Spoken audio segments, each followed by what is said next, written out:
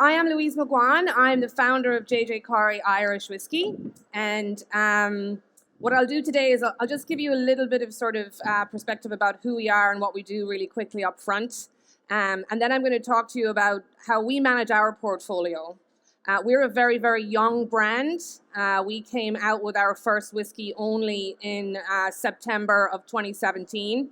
So we have about 2 years of full trading under our belt. We're a whiskey bonder, an Irish whiskey bonder. And very specifically what that means is that in the context of Irish whiskey, I don't have a distillery. I will never have a distillery. Rather, I source whiskey in cask from the older distilleries around Ireland, and then I blend it to create our own unique house style. And now, as the Irish whiskey is in very significant growth, I also source new make whiskey from a lot of the new distilleries that are opening up around the country. So my job really is to kind of curate Irish whiskey flavors, if you like. For us building our portfolio, the old way just really wasn't going to work because Irish whiskey is a noisy category. Craft spirits is a very, very noisy category as well. So we had to take a very different sort of and very, very considered approach to our portfolio. In the last 12 months, I've released 7 whiskeys, believe it or not, just in the last 12 months alone. One of those is just our standard workaday whiskey, and then all the rest of them were sort of smaller editions in the couple of hundred bottle ranges. In the last year, we've found ourselves very unexpectedly, to be honest, becoming one of the most collectible Irish whiskies on the market. To give you an example, we launched a whiskey with Milroy's of Soho there a couple of months ago. It was about 280 bottles, and it sold out in 15 minutes online. We launched a whiskey there locally in County Clare, where we're from, and we had people driving from all over the country, and indeed people sending people to come and buy it from all over the world, and it sold out in 4 hours. So every time we launch a small whiskey these days, it sells out effectively. That's me and Blaze. I thought that's what I was speaking to. But yeah, this is we have a very small team. That's our rack house in Ireland. You can see there where we mature and create our whiskies. So our portfolio approach then, again, was very, very considered. When we first launched in 2017, I wanted to do all sorts of really exciting and innovative things because that's what you want to do as an entrepreneur. I'd spent 20 years working for Diageo, and I wanted to really kind of break out from that sort of corporate feel. But I knew that as our first whiskey onto the market, we had a huge amount to prove. We source whiskey for a living. We don't distill it. That means people are even more critical of you when you hit the market first. So I ensured that all of our communications around our whiskey was very, very transparent. And the first whiskey that we ever came out with was a very traditional blended Irish whiskey. And it's this one up here on the far right, the Gale with the green label.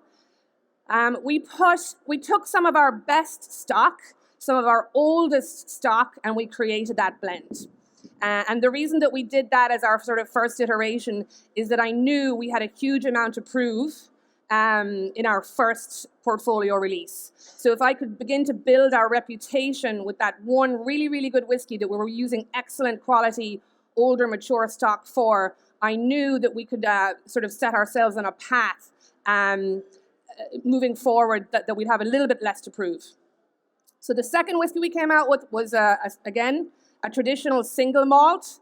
It's that red one there on the left called the Flintlock.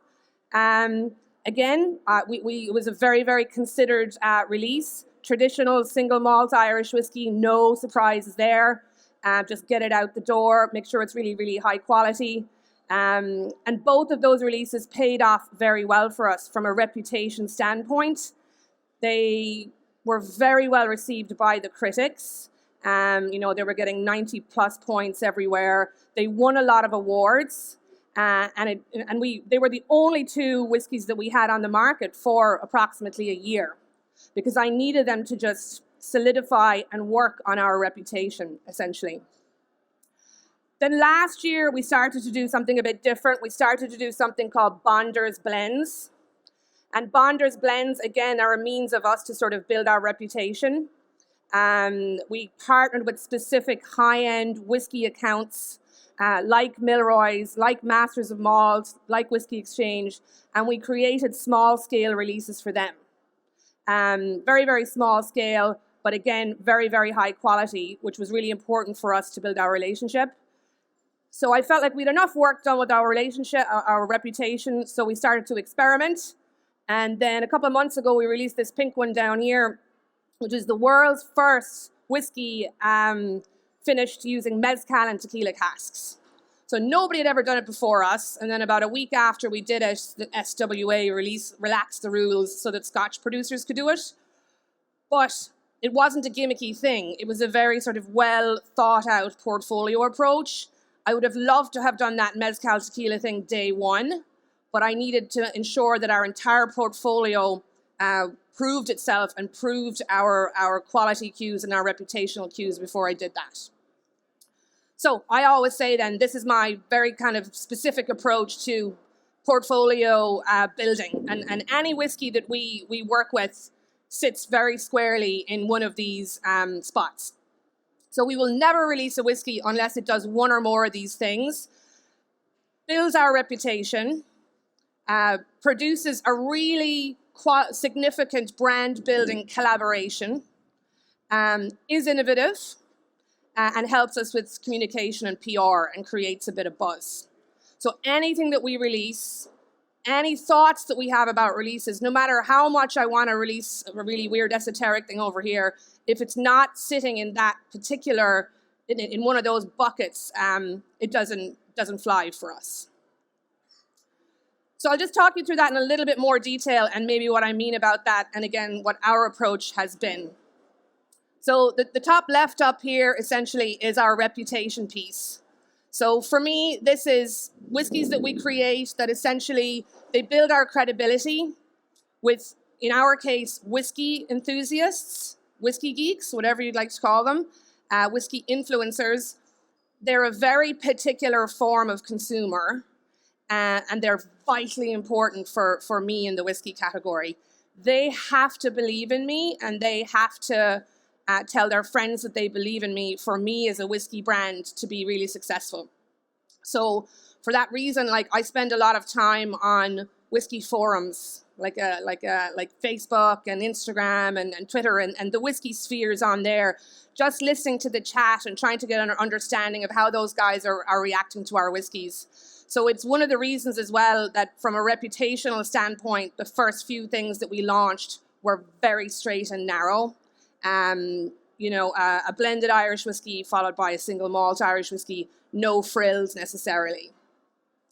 And you'll see here as well, there's a bit of crossover with other releases that we've done. So I've got Master of Malts and Milroy's in there, because again, the collaborative stuff that we do very often sort of crosses over into reputation as well.